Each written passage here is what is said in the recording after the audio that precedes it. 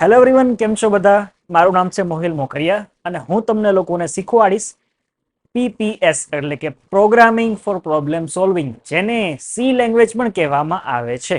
હવે આ કોર્સની અંદર આપણે શું ડિસ્કસ કરશું? સૌથી પહેલા બેઝિક્સ થી સમજશું કે કમ્પ્યુટર કેને કહેવાય. એના પછી હું તમને લાઈવ કમ્પ્યુટર કેવું હોય ઓપન કરીને બતાવીશ, લેપટોપ પોસિબલ થાય તો ઓપન કરીને બતાવીશ, રાઈટ?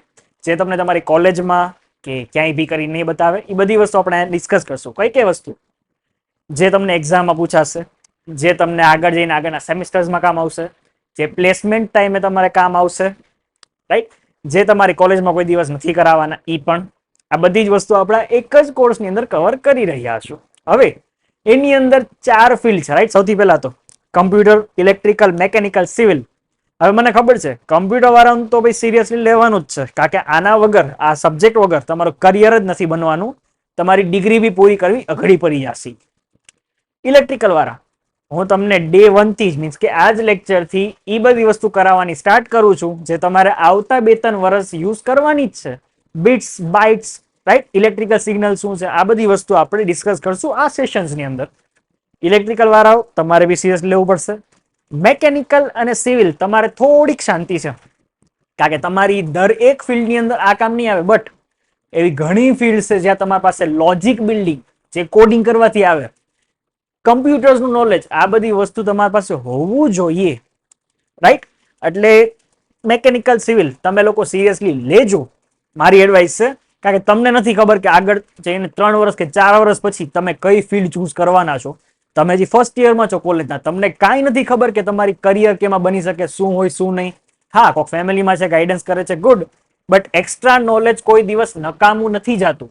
એટલે 4 ફિલ્ડ, અને બહારના બી હોય કદાચ, મારી ઇન્ફોર્મેશન બહાર, તો બી આ સબ્જેક્ટ તમારા માટે બહુ જ કામનો છે, ધ્યાનમાં રાખજો. ચલો, સો આ સેશન બહુ લેન્ધી નહીં કરીએ, રાઈટ? બહુ શોર્ટ એન્ડ સ્વીટમાં ભણશું આપણે, રાઈટ? To the point. હું એક્સ્ટ્રાની વાતો નહીં કરાવું.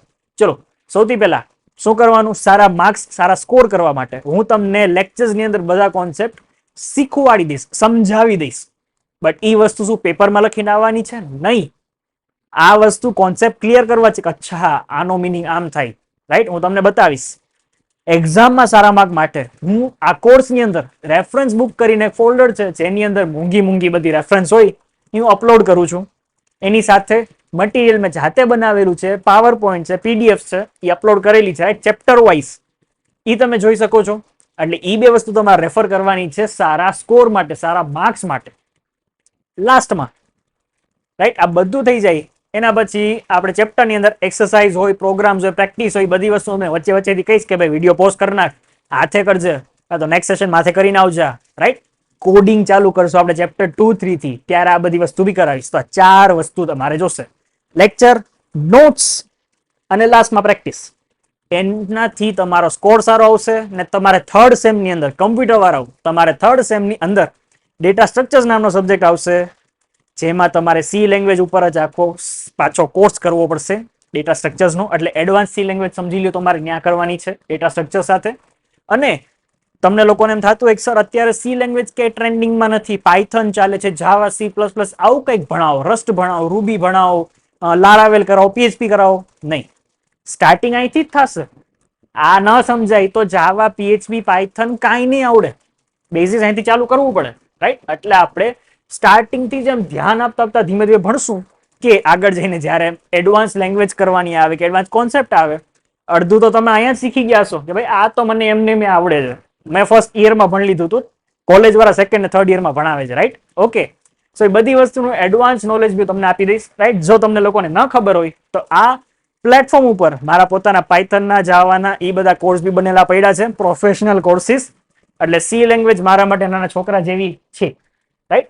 સો મારે બી તમને ઈ લેવલે લઈ જવા છે કે સી લેંગ્વેજ તમને નાના છોકરા જેવી લાગવા માંડે. બાકી થર્ડ સેમની અંદર ડેટા સ્ટ્રક્ચર્સનો સબ્જેક્ટ, જે મેં હમણાં કીધું હતું, કમ્પ્યુટર વાળાઓને આવશે, બહુ જ ટફ પડશે, પાસ થવામાં બી ફાફા પડી જશે જો સી લેંગ્વેજમાં ધ્યાન ન આપ્યું તો. બટ એ બધી વસ્તુની ચિંતા કરવાની જરૂર નથી જો કોર્સ આખો સરખી રીતના સમજશો તો. ચલો, બેઝિક, જ્યારે હું નાનો હતો ત્યારે કમ્પ્યુટર કંઈક આવા દેખાતા. એક આવી રીતના ડબ્બા મોનિટર હતા, આવડા મોટા મોટા, મારથી મોટા ડબ્બા મોનિટર આવતા. પછી સાઈડમાં પડ્યું સીપીયુ, અહીંયા હોય કીબોર્ડ, જેમાંથી હું વાઇસ સિટી રમતા રમતા ચીટ કોડ લખતો અને બીજા સિટીમાં પહોંચી જતો. આ છે માઉસ, જેનાથી હું ક્લિક્સ કરીને હું કમ્પ્યુટર યુઝ કરતો. પણ જેમ હું મોટો થયો મને ખબર પડી કે માઉસ થાય એટલું ઓછું યુઝ કરાય, કીબોર્ડમાં સ્પીડ વધારે આવે માઉસ કરતા. યસ, ચલો આ બધી વસ્તુ તો છે. હવે એક વસ્તુ સમજો, આ ખાલી દેખાવના છે. મેઇન છે મારું આ સીપીયુ. બધું જ કામ અહીંયા થશે, મગજ અહીંયા છે, રાઈટ? આપણું કેમ બોડી હોય આખું, મગજ અહીંયા છે. એટલે આપણે ડ્રાઇવિંગના ટાઈમે હેલ્મેટ પહેલા પહેરીએ છીએ. કારણ કે મગજ સૌથી વધારે કામની વસ્તુ છે. હાથ પગ કપાઈ ગયા તો બી જીવતા રહેશું, મગજ બગડી ગયું તો કાંઈ નહીં થાય. માથાનું ધ્યાન રાખો. સેમ સીપીયુ જે છે એ મેઇન મગજ છે, એ જ તો છે આખું કમ્પ્યુટર. આ શું છે? આ તો ખાલી એક ટીવી છે. ટીવી ને મોનિટરમાં ફરક હોય એ બી આપણે ડિસ્કસ કરશું હમણાં. બટ આ ખાલી એક ટીવી છે, સમજીને બેસો. આ વસ્તુ મારા ઘરના એકાદા નોર્મલ મોટું ટીવી હોય એની સાથે બી કનેક્ટ કરીને યુઝ કરી શકું. કીબોર્ડ શું છે? કીબોર્ડ તો ખાલી બટન વાળું ડિવાઇસ છે. માઉસ શું છે? માઉસ ભાઈ ગમે એને ક્લિક કરતો બસ. મેઇન જે કામ છે સીપીયુ નું છે. હવે કમ્પ્યુટર વાળા અને ઇલેક્ટ્રિકલ વાળા સરખી રીતના સમજજો. બાકી બે ફિલ્ડ વાળા તમે નોટ્સ બી બનાવતો જજો, તમારે બી કામ આવવાની જ છે. તો બુક પેન કાઢીને રાખજો. ઈચ્છા થાય પોઝ કરીને આવું કંઈક ડ્રો કરી લ્યો. મારી ભેગા હું જે સમજાવું એ નોટ કરતા જાજો. યસ. સો જ્યારે હું એક કી પ્રેસ કરું, ફોર એક્ઝામ્પલ મેં એ પ્રેસ કર્યો તો મને એ દેખાય છે. કમ્પ્યુટરને એબીસીડી નથી આવડતી. હું પ્લે હાઉસમાં ગયો તો, lower KG, senior KG, first, second, third, મેં આખી સ્કૂલ પૂરી કરી, કોલેજ પૂરી કરી, ત્યારે મને એબીસીડી આવડે છે. કમ્પ્યુટર કઈ સ્કૂલ કોલેજમાં ગયું ભાઈ? એને ક્યાંથી આવડે છે? એક્ઝેક્ટ. કમ્પ્યુટરને એબીસીડી ક ખ બ ઘ કશું જ નથી આવડતું. કમ્પ્યુટર એક સ્ટુપિડ મશીન છે. Stupid, right? મારો શબ્દ યાદ રાખો, સ્ટુપિડ મશીન છે. એને કાંઈ નથી ખબર. બસ એને હું કામ આપીશ કે આ કરી નાખ, ઈ મને કરીને આપી દેશે. હવે ઈ જે કામ કરશે એ માણસો પણ કરી શકતા હતા, પણ સીપીયુ એના કરતા 1000 ગણી કાં તો એનથી વધારે સ્પીડમાં કામ કરી શકશે. મીન્સ કે એક કામ કરતા જે માણસને મહિનાઓ નીકળી જાય એ વસ્તુ સીપીયુ મને એક દિવસમાં કરીને દઈ શકે. એટલે આપણે કમ્પ્યુટર યુઝ કરવાનું ચાલુ કર્યું. બેઝિક. હવે જો, જ્યારે હું અહીંથી કી પ્રેસ કરીશ, કીબોર્ડથી ઇનપુટ આપીશ, એને ઇનપુટ આપ્યું કહેવાય. હું કંઈક કમ્પ્યુટરને કંઈક ડેટા આપું છું, ધેટ ઇઝ એન ઇનપુટ. મારું મોનિટર મને કંઈક દેખાડે છે, હું કંઈક જોઉં છું કમ્પ્યુટરમાંથી બહાર આવતા, સો એને કહેવાય આઉટપુટ. પછી આના સિવાય બી આવે, પ્રિન્ટર આવે, રાઈટ? એ શું કરશે? બધી વસ્તુ ડોક્યુમેન્ટ હોય, પીડીએફ હોય, પ્રિન્ટ કરીને દે, ફોટા પ્રિન્ટ કરીને દે, તો એ દે છે આપણને. તો એ બી એક આઉટપુટ ડિવાઇસ છે. પછી એક હોય સ્કેનર. સ્કેનરથી ડોક્યુમેન્ટ બનાવી શકું, ફોટોઝ અંદર સ્કેન કરીને દઈ શકું, કોમ્પ્યુટર દઈ શકું ડેટા, રાઈટ? સો એક ઇનપુટ ડિવાઇસ થઈ ગયું મારું જે સ્કેનર છે. સો આવી રીતના જ્યારે હું ડેટા કંઈક સીપીયુ ને આપું છું, that is an input device. જ્યારે એની પાસે કંઈક લઉં છું બહાર કે ઈ મને કંઈક બતાવે છે, સો એ બધી વસ્તુ થઈ ગઈ આઉટપુટ ડિવાઇસ. ફોર એક્ઝામ્પલ આ માઇક, જેનાથી અવાજ રેકોર્ડ કરું છું, તો અવાજ રેકોર્ડ થઈને મારા કમ્પ્યુટર પાસે જતો હશે, તો એ થઈ ગયો ઇનપુટ ડિવાઇસ. અત્યારે તમે લોકો ઇયરફોન પહેરીને કે ફોનના સ્પીકરમાં ગમે નહીં ટૂંકમાં મારો અવાજ સાંભળતા હશો, તો એ સ્પીકર જે છે એ આઉટપુટ ડિવાઇસ થયું. એ તમને દેખાડે છે ડેટા, મીન્સ કે સંભળાવે છે, ડેટા આઉટપુટ આપે છે. ઓકે, સો ઇનપુટ આઉટપુટ ડિફરન્સ ખબર પડી ગઈ. હવે દુનિયાનો ગમે ડિવાઇસ આવે તો જોઈને કહી શકશો કે ભાઈ આ input device, output device.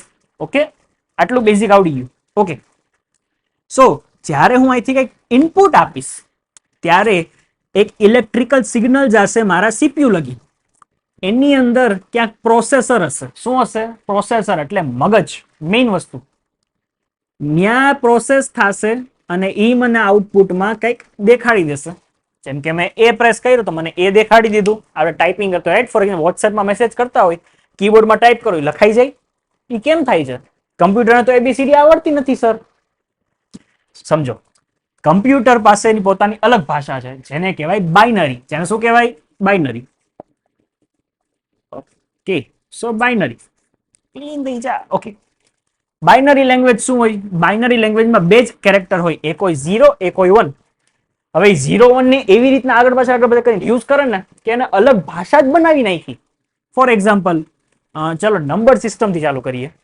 For example તમને આવડે 0 1 2 3 4 5 6 7, તમને આવું કંઈક નંબર આવડે? આવી રીતના 7 પછી ઘણા લગી જાય. આપણે જે નંબર સિસ્ટમ યુઝ કરીએ એને કહેવાય decimal number system, dec, DEC, decimal. Computer use કરે છે બાઇનરી. કમ્પ્યુટરમાં 0 લખવું હોય તો 0, 1 જોતું હોય તો 1, 2 જોતો હોય તો 1 0, 3 માટે 1 1, 4 માટે, રાઈટ? આ વસ્તુ ધ્યાનમાં રાખજો. આને બાઇનરી નંબર સિસ્ટમ કહેવાય. તમને લોકોને આ સેમમાં કાં તો આવતા સેમમાં આવશે ઇલેક્ટ્રિકલ અને કમ્પ્યુટર વાળા તમે બેને આવશે, અલગ સબ્જેક્ટ આવશે આના માટે. અત્યારથી ભણવા માંડજો આ બધી વસ્તુ. હા, 4 લખવું હોય તો 4 કેમ લખશું સર? 4 માટે 1005. તો કમ્પ્યુટર માટે 5 શું છે? મને તો કીબોર્ડમાં અહીંયા 5 નામનું બટન દેખાડી દે છે, ક્લિક કરું થઈ ગયું. કમ્પ્યુટર માટે ડેટા જશે 101, 6 માટે જશે 110, 7 માટે 111. એ રીતના 1010 આવા બધા કોમ્બિનેશન જાતા હશે એઝ અ ડેટા. હવે વાત કરીએ નોર્મલ કે ABCD જ્યારે કીબોર્ડમાં ધડાધડ ટાઈપ કરી નાખું સર, ત્યારે કમ્પ્યુટર શું સમજતું હશે? કારણ કે એમ તો ABCD આવડતી નથી. નંબર માટે આવી રીતના આવું બધું 1010 લાખી લાઈન કરે જાતો. યસ, તો સેમ એવી રીતના એ લખવા માટે તમે ખાલી જરા બટન પ્રેસ કરો ને એ કીબોર્ડમાં, ત્યારે 01000001 આટલું ઇનપુટ જાય ત્યારે એ બનશે કે CPU ને એ શું છે? તો આટલું ઇનપુટ જશે ત્યારે CPU ને ખબર પડશે કે અચ્છા એ લખો. બી માટે 01000010 આ થઈ ગયું આપણું બી. તો આપણે ધડાધડ કીબોર્ડમાં ટાઈપ કરી નાખીએ ને 50 વર્ડ્સ પર મિનિટ, 100 વર્ડ્સ પર મિનિટની સ્પીડ, એ બધી વસ્તુ કમ્પ્યુટર માટે આવડી લાંબી હોય. વિચારો તમે તમારું આખું નામ લખવા જાઓ કેમ લખાશે ભાઈ?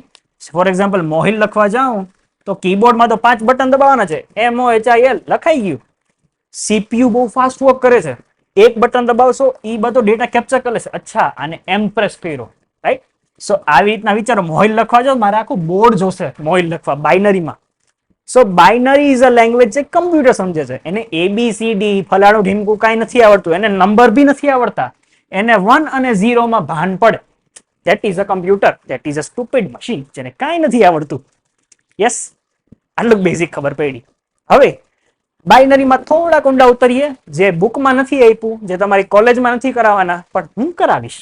તો જુઓ બાઇનરી નંબર સિસ્ટમ. હવે જો જે આપણને 0101 આ આપણને ભાન ન પડે, આપણને તો ભાઈ ABCD એ કોક વાર ભાન નથી પડતી, આ તો કેદી ભાન પડશે સર? સો ઈ સમજવા માટે એક વસ્તુ સમજો, આ જે નંબર્સ છે ને એને કહેવાય એક બીટ. હવે ઇલેક્ટ્રિકલ વાર તમને લોકોને રજિસ્ટર આવશે, રાઈટ? હા, કમ્પ્યુટર વાળાઓને પણ આવશે, હાર્ડવેર સબ્જેક્ટની અંદર રજિસ્ટર આવશે, રાઈટ? પછી વેક્યુમ ટ્યુબ્સ ને ઘણી બધી વસ્તુ, ટ્રાન્ઝિસ્ટર્સ આવશે, રાઈટ? સિગ્નલ્સ માટે કે મોકલવું, સેન્ડર રિસીવર, ટ્રાન્સમીટર્સ, આ બધું આવશે, રાઈટ? તમને આગળ જઈને તો ત્યારે આ વસ્તુ જ કામ આવશે, કારણ કે ધીસ ઇઝ ડેટા. તમે લોકો ફોર એક્ઝામ્પલ યુટ્યુબ ઓપન કરીને વિડીયો જોવો છો, નેટફ્લિક્સ ઓપન કરીને મૂવી જોવો છો, તો ત્યાં બી જે મૂવીને ડેટા આવે છે 1010 માં જ આવશે.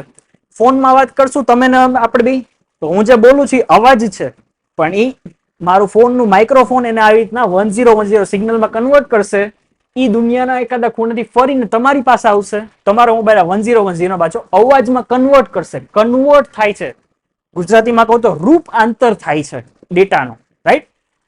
તો હું જે કરું છું ને આપણા મોબાઈલ ને કમ્પ્યુટર જે સમજે છે એ બે વસ્તુ જ આખી જુદી છે. તો આ સમજવું પડશે આપણને. જો શું આને કહેવાય એક બીટ, આને શું કહેવાય? એક બીટ, રાઈટ? સો આવી રીતના ઘણા બધા જ્યારે બીટ ભેગા થાય ને ત્યારે એક બાઇટ બને. યસ, તો જ્યારે હું આવી રીતના 010101 કરીને આવા 8 01 ભેગા કરી લઉં ને ત્યારે મને મળે એક બાઇટ, BYTE, એટલે 1 8 આવી રીતના, રાઈટ? કે 8 બીટ ભેગા કરું ને ત્યારે મને એક બાઇટ મળે. હવે આવા 1024 1024 બાઇટ ભેગા થાય, 1024 બાઇટ ભેગા થાય ત્યારે મને મળે એક કિલો બાઇટ. ત્યારે મને શું મળે? એક કિલો બાઇટ. હવે આવા આના જેવા ઇન્ટુ 8 કરવાનું હજી. યસ, આના જેવા, સોરી ઇન્ટુ 8 નહીં, આ એક થયું, રાઈટ? હવે આવા મને 1024 એટલે આને ઇન્ટુ 1024 કરો, આટલા કિલોબાઇટ ભેગા થાય ને ત્યારે મને મળે 1 મેગાબાઇટ. મને મળશે 1 મેગાબાઇટ. યસ, 1024 બાઇટ ભેગા થઈ, 1024 બાઇટ ભેગા થઈ 1 કિલોબાઇટ બનાવ્યું. 1 કિલોબાઇટ છે, રાઈટ? 1024 1024 કિલોબાઇટ ભેગા થાય ને કેબી. Yes, okay, કેબી. ત્યારે મને મળશે 1 MB, 1 મેગાબાઇટ. પછી ચલો એક સેકન્ડ માર્કર ચેન્જ કરી લો એટલે તો ક્લિયર દેખાય. પછી આવા જ્યારે 1024 મેગાબાઇટ ભેગા થાય ને 1024 મેગાબાઇટ, ત્યારે બને આપણું 1 ગીગાબાઇટ, જેને આપણે 1 GB કહીએ છીએ. યસ. પછી આવા જ્યારે 1024 GB ભેગા થાય ત્યારે મને મળશે 1 TB. TB અહીંયા લગી તો ઘણા લોકોને ખબર છે કે સર મારા પાસે 1 TB ની હાર્ડ ડિસ્ક છે, 2 TB ની હાર્ડ ડિસ્ક છે, મારી પાસે આવડી મોટી SSD છે, રાઈટ? આટલું તો આવડતું હશે. બટ ટેરાબાઇટ પછી શું આવે છે એ લોકોને ખબર નથી હોતી, રાઈટ? ટેરાબાઇટ પછી આવે પેટાબાઇટ. તો જ્યારે હું 1024 ટેરાબાઇટ એટલે કે ટીબી ભેગા કરતો યાર 1024 ટેરાબાઇટ્સ ભેગા કરી લઉં ત્યારે મને મળશે 1 પેટાબાઇટ, PETA, પેટાબાઇટ. હવે આવા 1024 પેટાબાઇટ ભેગા કરું ત્યારે મને મળે 1 એક્ઝાબાઇટ, પછી ઝેટાબાઇટ, આવી રીતના ઘણા બધા બાઇટ્સ આવે, રાઈટ? આપણું મગજ ટેરાબાઇટ લગી રહીએ કાં તો જીબી લગી રહીએ, એટલું બહુ છે. એટલે તમે સમજો કે આ ડેટા જે છે આવી રીતના ક્યાંક યુઝ થાય છે. તમને લોકો મેસેજ આવે, તમે દરરોજ 1.5 GB ડેટા વાપરતા હશો, 2 GB ડેટા વાપરતા હશો. એ શું છે? તમે આટલા બધા બિટ્સ વાપરો છો. 1 GB એટલે કેટલા બિટ્સ થાય? તમે ગણો એકવાર, જુઓ કઈ રીતના કે ભાઈ 1 GB ડેટા એટલે શું થાય? 1024 MB. હવે આને 1024 સાથે મલ્ટીપ્લાય કરો એટલે તમને KB મળશે. હવે આને હજી તમે 1024 થી મલ્ટીપ્લાય કરશો, રાઈટ? એટલે તમને બાઇટ્સ મળી જશે. પછી ઇન્ટુ 8 કરો એટલે તમને બિટ્સ મળી જશે. યસ, એવી રીતના કે કરતા જશો ત્યારે છે તમને ખબર પડશે કેટલા બીટ ડેટા ભેગા થઈને 1 GB બને. આ તમારું હોમવર્ક આજના સેશનનું. તમે ગણીને કહો કે 1 ગીગાબાઇટ જીબી એટલે કેટલા બીટ થાય? બીટ, BIT, બાઇટ નહીં, બીટ. યસ, આટલું તમારું કામ આજનું. ચલો, સો આટલી વસ્તુ ખબર પડી ગઈ કે બીટ કેને કહેવાય, બાઇટ કેને કહેવાય. હવે એક વસ્તુ તમને કરાવું. તમારા ઘરમાં જો વાઈફાઈ હોય, બ્રોડબેન્ડ હોય, રાઈટ, મોડેમ હોય, એવું કંઈક હોય, રાઉટર વાઉટર, રાઈટ? તો તમને લોકોને એક વસ્તુ ખબર હોવી જોઈએ કે તમને લોકોને જ્યારે કોઈ પ્લાન આપે ને ત્યારે એમાં જો આવી રીતના લખ્યું હોય 50 GBPS.